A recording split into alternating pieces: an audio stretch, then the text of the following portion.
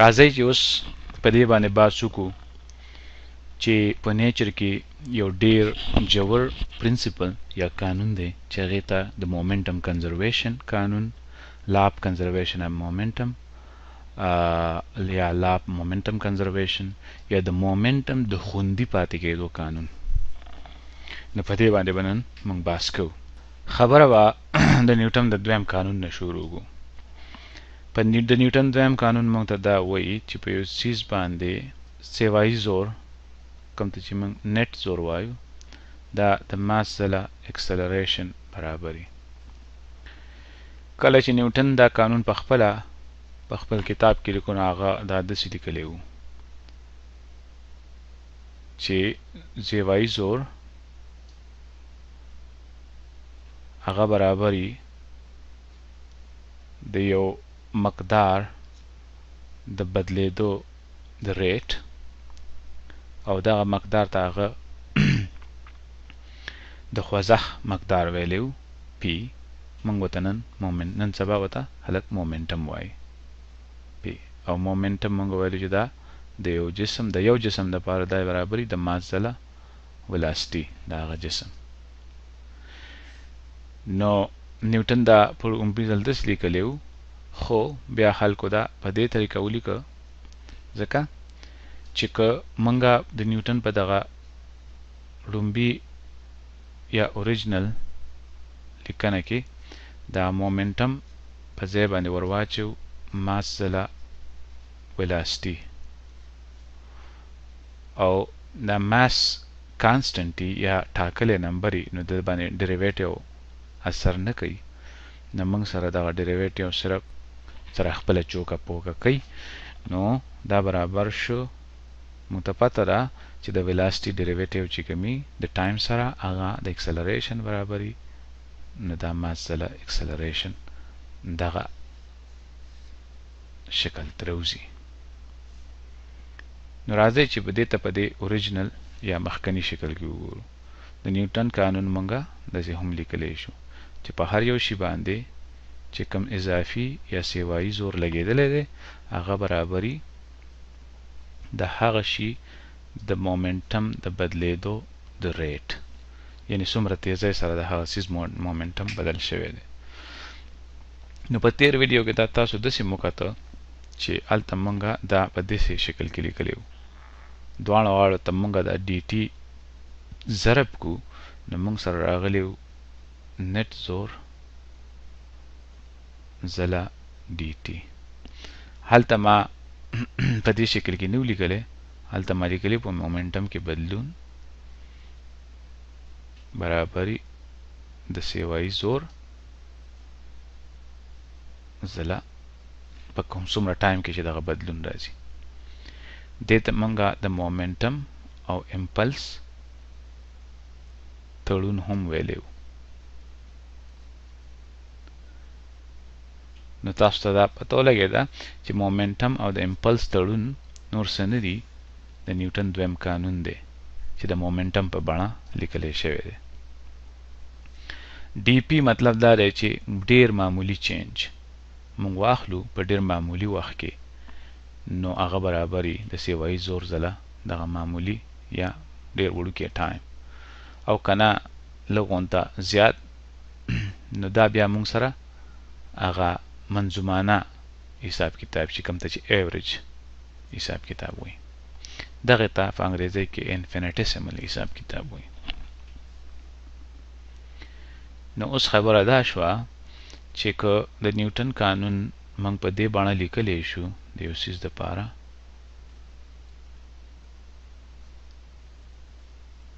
د دې مطلب دا شو چې که یو جسم دی او په ده باندې ګڼ زورونه لګېدلي دي، 10 نیوټنه ښي لاسته، 10 نیوټنه ګس لاسته، 15 نیوټنه په بره، 15 نیوټنه په ښکته، 4 کسان دي د 4 طرفونه دیکه کوي. سیوایي زور په دې جسم باندې 0 دی. هغه څنګه دغه زورونه خلاص ته او ګس لاس ته یو بل سره کینسل شي براخ کته یو بل سره کینسل په دې شي باندې زورونه ګڼ شته خو سیوای زور ور باندې صفر دی نو موږ وایو د دې سیس چې هر څه مومنټم دی نو د هغې کې بدلون نه راځي نو د میتھمیټکس په حساب باندې موږ وایو چې د کوم شي ډیریویټیو 0 دی په دې اکویشن کې تاسو ګورئ چې د مومنټم ډیریویټیو د ټایم سره صفر دی نو موږ وایو چې هغه سیز ټاکلی یا کانسټنټ وي په څه کې په ټایم کې ځکه چې د ټایم ډیریویټیو 0 دی نو مومنټم د دې سي مومنټم به نه بدلیږي کانسټنټ به یعنی د دې چې مومنټم دی اوس هغه به لږ وروسته هم د مومنټمي زر کاله پس به هم د مومنټمي خو که موږ دا شرط پوره کړو چې په ده باندې سیوایي زور صفر دی یا خو پې زور بیخي نشته هیڅوک پې زور نه لګوي او یا پې ګڼ زورونه دي خو د ګڼو زورونو نتیجه دا ده چې د ټول یو بل سره کینسل کیږي نو چې سیوایي زور په یو سیز باندې صفر شي نو د هغه سی مومنټم به نه بدلیږي خو دا صرف د یو سیز د پاره نه د ګڼو سیزونو د پاره هم په کار راځي نو د مومنټم کنزرویشن قانون موږ ته دا وایي دلته به بیا ولیکم مومنټم کنزرویشن قانون موږ ته دا وایي چې په یو سیستم باندې یو سیز دی یا ګڼ سیزونه دي او په هغه سیستم باندې سیوایي زور یا د بهر نه زور نه وي او که د بهر نه پې زورونه وي هغه یو بل سره کینسل کیږي او سیوایي زور د بهر نه په دغه سیستم باندې صفر شي نو د هغه سیستم مومنټم به همیشه دپاره خوندي پاتې شي دا د مومنټم کنزرویشن قانون دی نو د مثال په توګه که موږ سره دوه سیزونه دي یو بال به راواخلو او یو بل بال به راواخلو د دې بال ماس مثال په توګه 15 کیلوګرامه دی او د ښي لاس ته روان دی په یو ویلاسټۍ سره چې د ده ویلاسټي ده 3 میټره په یو سیکنډ کې او دا بل بال په یو ویلاسټي سره روان دی 15 میټره په یو سیکنډ کې او د ده ماس چې کوم دی هغه 2 کیلوګرامه دی نو که موږ داسې وګڼو چې دا دواړه څیزونه موږ د یو سیسټم په طور باندې واخلو یعنی زموږ یو سیسټم داسې دی چې هغه دوه بالونه دي نو بیا د دې لپاره موږ ټول مومنټم لیکلی شو نو راځئ چې د دې لپاره ټول مومنټم ولیکو نو راځئ چې دې پروت لاس ته دې ته x ووایو او په بره ښکته دې اړخ ته y ووایو نو د دې کوارډینیټ یو چوکاټ په حساب باندې زموږ دا سیسټم د دې ټوټل مومنټم چې دی نه هغه دی پی او دا جوړ دی د دوه مومنټمونه د دې لومبي شي مومنټم او د دې دویم شي مومنټم مومنټم ویکټر دی نو موږ به د ویکټرو په طور جمع نو راځئ چې وګورو چې د دې دواړو بالونو په شریکه ټول مومنټم څومره دی نو دلته موږ ته د دې لومبي شي ماس چې کوم دی هغه 15 کیلوګرامه دی او دی په 3 میټره یو سیکنډ ویلاسټۍ سره ولاړ دی نو ماس ځله ویلاسټي دا مومنټم دی د دې لومبي شي کم پلو په ایکس اړخ کې په دې اړخ کې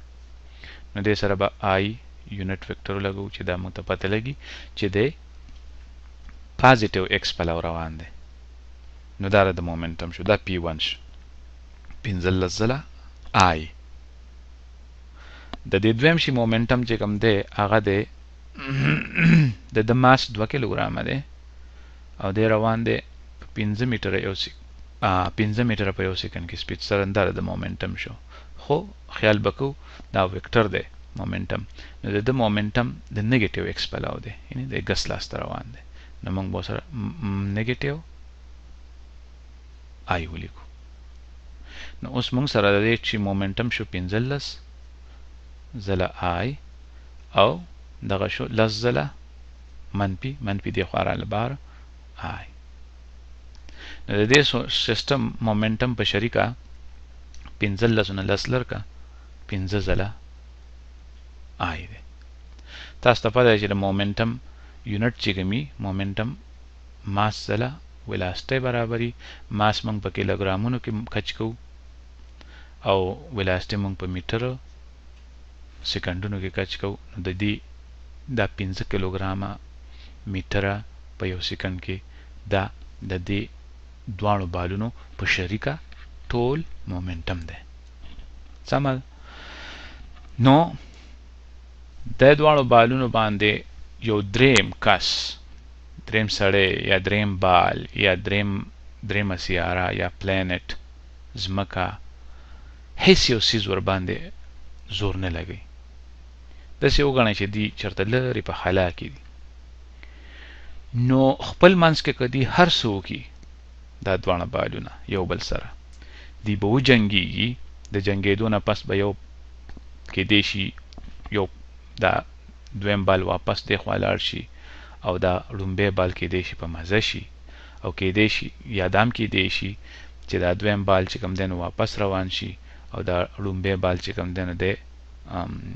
د ګس لاس ته واپس شي. هر څه کې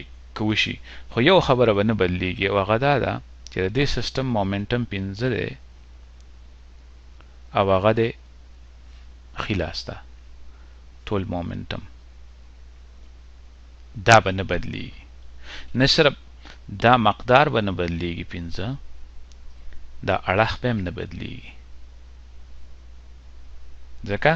چې زمونږه د مومنټم د کنزرویشن یا د مومنټم د خوندي پاتې کېدو قانون دا وایي چې که په یو څیز یا یو سیستم باندې د بهر نه زور ونه لګي یا سیوایي زور ور باندې نه وي نو د هغه سیستم مومنټم به همیشه د وخت تیریدو سره نه بدلیږي، خوندي به پاتې کېږي. نو په خپل منځ کې دی یو بل سره هر څه کوي هغه بهرنی زور نه دی، خپل منځي زور د دې تر منځه چې کوم دی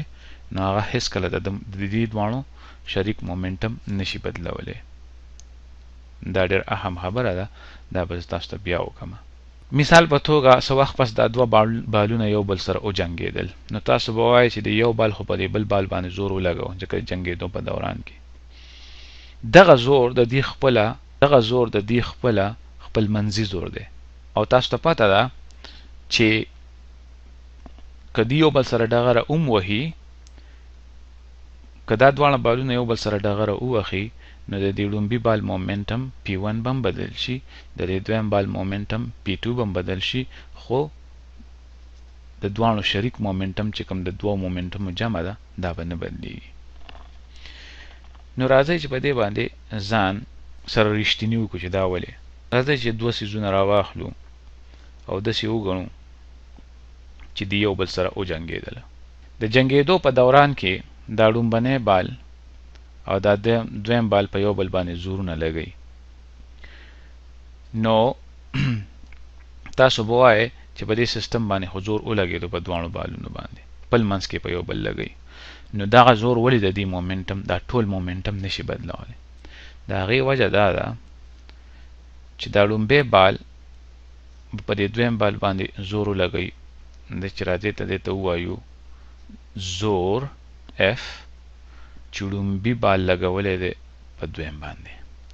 دا یو مې مخکې ولیکو دویم مې وروسته ولیکو، یعنې دا زور لګېدلی په دویم باندې د یو د لاسه د لومبي د لاسه او دا دویم بال به په دې لومبي باندې زور لګوي F او دا د دویم لګولی په لومبي باندې. د بار نه ور باندې دریم یو هیڅ چیز زور نه دی لګولی. نو داسې ښکاري لکه په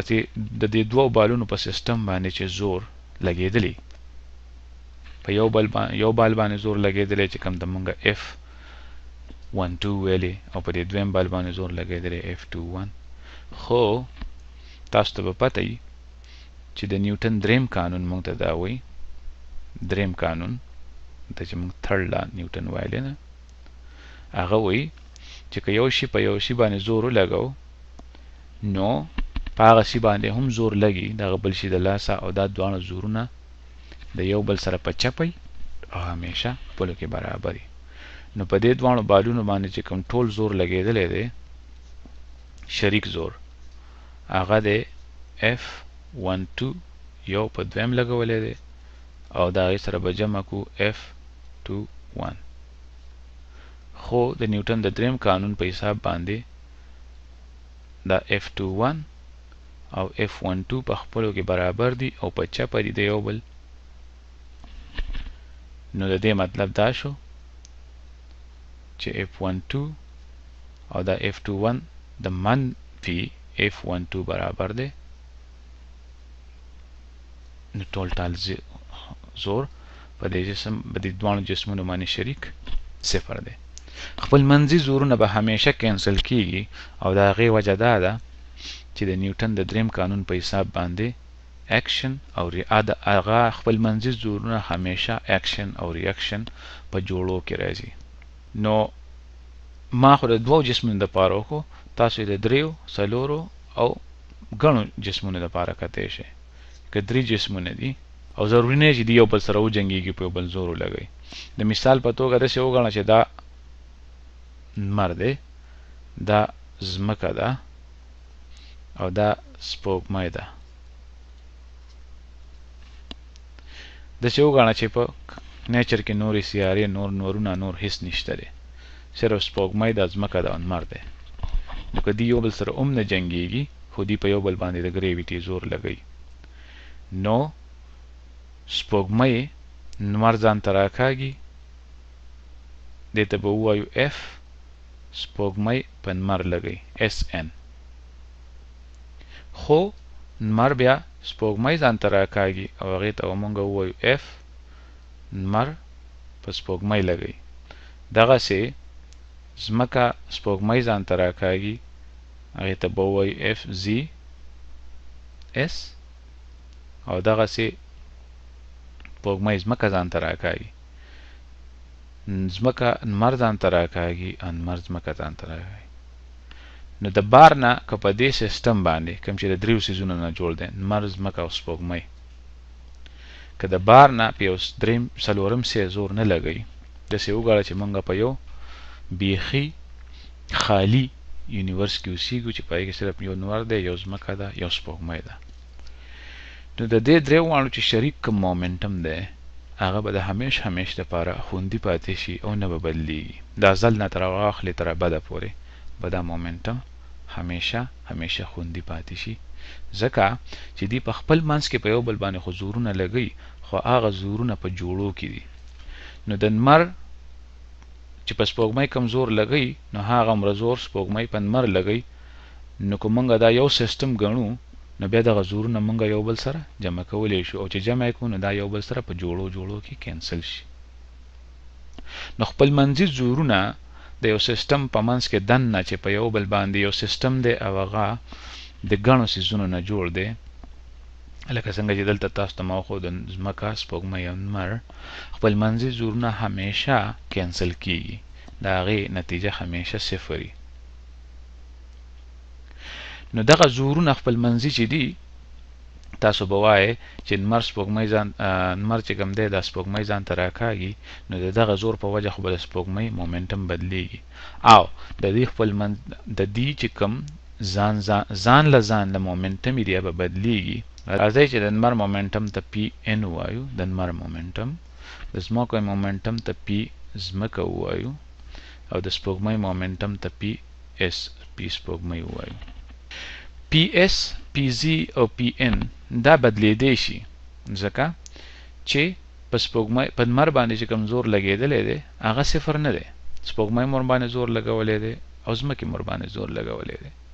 نو د نمر مومنټم به بدلیږي په ځمکه باندې چې کوم زور لګېدلی دی نو نمر هم پرې لګولی دی او سپوږمۍ په ځمکه باندې که ځمکه ته ځان له یو سیسټم واخلي نو په ځمکه باندې د زور چې کوم دی هغه صفر نه دی نو د سپوږمۍ مومنټم به بدلیږي د ځمکې مومنټم به بدلیږي دغسې به د سپوږمۍ مومنټم هم بدلیږي څه شی نه بدلیږي هغه یو داسې مومنټم دی چې هغه د دغه دریو مومنټمونو جمع ده، یعنی د دریو شریک مومنټم چې دی دا به نه بدلیږي، دې نه چې هر څه راغله دا صفر هم کېدی شي. یعنی که دا مومنټم زیات شو نه دغه دوه مومنټمونه به کم شي په مقدار کې هم، او که د دې مومنټم اړخ بدل شو نو ورسره به دغه دوه مومنټمونه هم خپل اړخ داسې بدل کړي چې د ټول مومنټم اړخ به هماغه پاتې کېږي.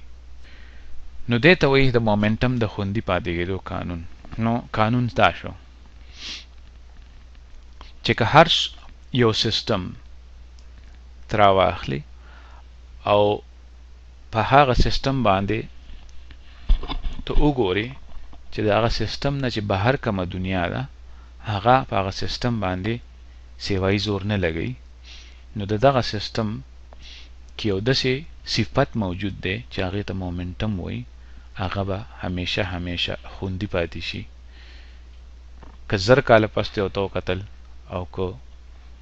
میلیارده کاله بعد دی ورته وکتل، نو چې کوم په لومبۍ ورځ تا د هغې مومنټم لیدلی و زر کاله پس به هم د هغې هغه مومنټم وي. مثال په توګه داسې وګڼه چې په نیچر کې صرف دوه څیزونه دي، یو بال دی مونږ چې وختي کم اغستی و 5 کیلوګرامه، او دا یو بل بال دی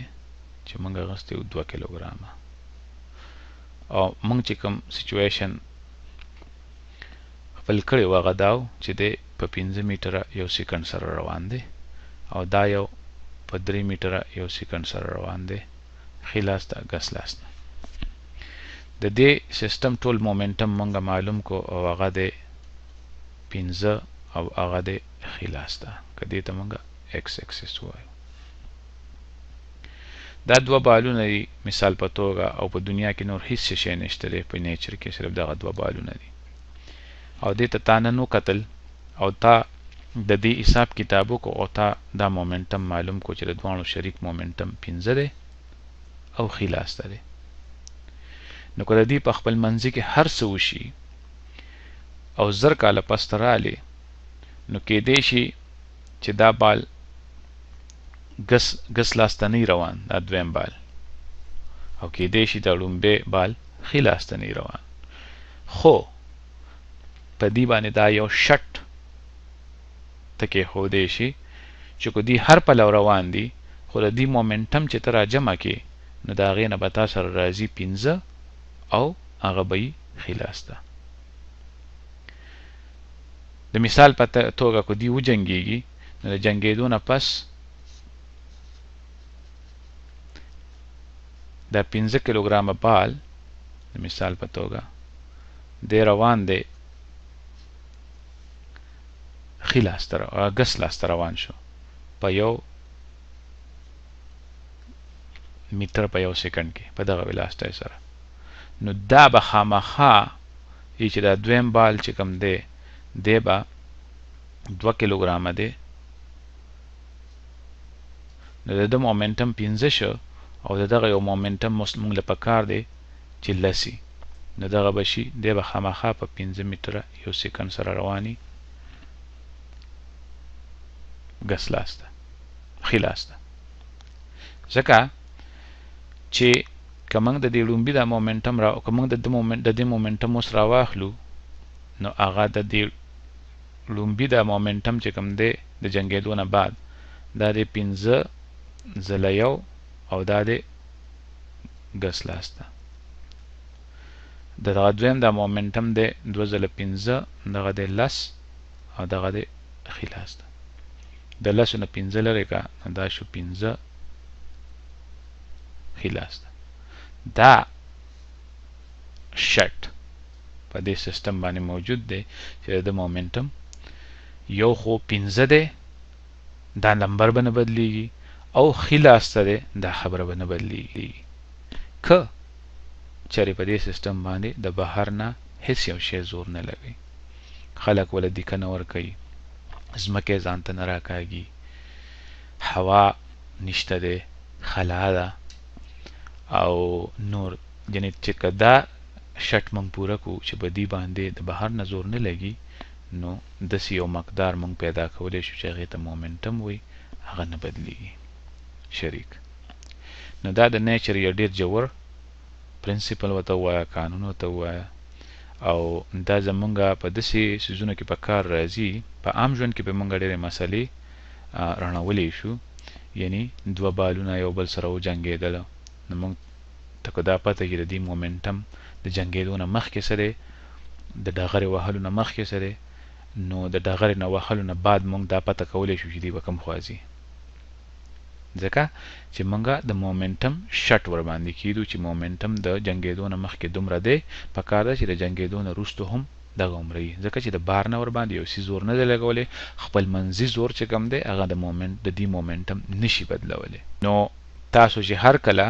یو ډېر د مزې خبره به تاسو زه وکړمه، داسې وګڼه چې دا ځمکه ده،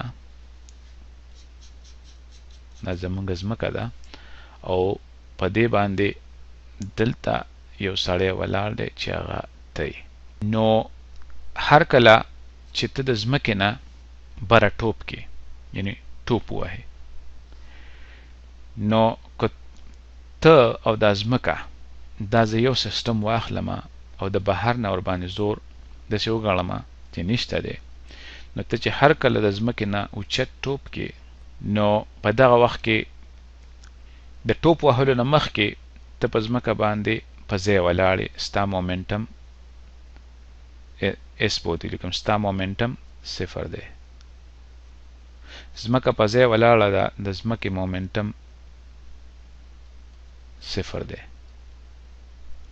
د ټوپ وهلو نه وخت ته چې د ځمکې نه بره ټوپ کې، نو د ټوپ وهلو نه بعد ستا مومنټم چې کوم دی هغه په بره باندې دی. نو که ته او ځمکه یو سیسټم دی، نو تا د ځمکې لا